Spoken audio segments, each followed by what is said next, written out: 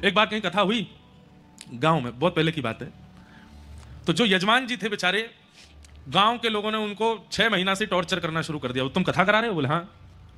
बोले भैया कथा कराने वाले के बड़े नियम होते हैं। बोले क्या नियम है? बोले बिस्तर पर नहीं सोओगे। 6 महीना पहले उनको चटाई पर सुलाना शुरू कर दिया। ऐसा कोई नियम है नहीं है, कुछ नियम है भी, पर इतने कठिन नहीं है। कहने का अभिप्राय ऐसा है कि कथा कराने वालों को थोड़े नियम व्रत में रहना चाहिए, और व्रत इसलिए करना चाहिए ताकि हमारी कथा, हमारी जो आयोजन है वो सफलतापूर्वक पूर्ण हो जाए। तो कई लोग ऐसा नियम लेते हैं, एक समय भोजन करते हैं, एक समय फलाहार करते हैं। कई लोग ऐसा नियम भी लेते हैं कि वो सिले हुए वस्त्र नहीं पहनते। कई लोग ऐसा नियम लेते हैं कि वो साबुन नहीं लगाते। कई लोग ऐसा नियम लेते हैं वो भद्र नहीं होते। कई लोग ऐसा नियम लेते हैं वो छोंक लगा करके ज्यादा नहीं पाते। ऐसा कुछ इन सबसे कोई बहुत बड़ा प्रभाव नहीं पड़ता है, पर ये आपकी श्रद्धा के ऊपर निर्भर है। हम तो कहते हैं खूब चकाचक खाओ सुबह शाम, लेकिन कथा सुनो ध्यान से। तो कहीं पर कथा हुई ग्रामीण क्षेत्र में, तो परीक्षित जी के पीछे पूरी गांव पड़ गया, जमीन पर सो। तो बेचारे 6 महीना से जमीन पर सोने लगे।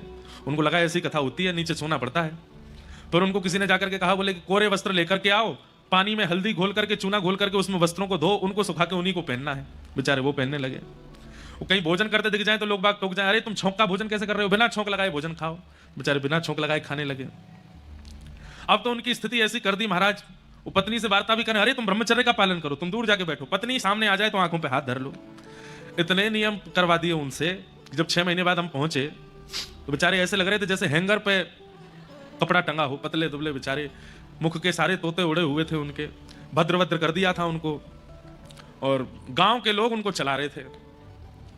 हमने जब जाके उनको देखा, मैंने कहा भैया ये आप इतने नियम, पूरी जनता तो बैठ के सुनती कथा पंडाल में, वो अलग से बाहर निकल के जमीन पर मिट्टी पर बैठ के कथा सुनते।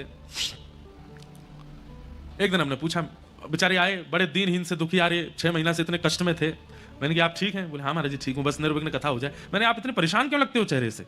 नहीं नहीं महाराज जी, वो नियम का पालन कर रहा हूँ ना, परीक्षित बनने का कोई वो तो बड़ी सामान्य बात नहीं है। तो जब उन्होंने अपने नियम बताए, मैंने कहा भैया जय हो। किसने बताए नियम? बोले गांव के लोग सब बोलते गए। तो हमने कहा बड़े सीधे लोग हैं, ऐसा कुछ नहीं है, खूब प्रेम से खाओ पियो, करो आनंद, बढ़िया कपड़े पहनो, कथा सुनो, इतने ज्यादा विचलित क्यों हो रहे हो? ऐसी स्थिति। अब जैसे ही हमने उनको बोला तो बोले अच्छा महाराज जी बिस्तर पर सो सकते हैं? मैंने कहा हाँ सो, क्या दिक्कत है, कोई ऐसी बात नहीं, गांव के लोग सीधे हैं, वो बेचारे भहका गए आपको, आप बहक गए।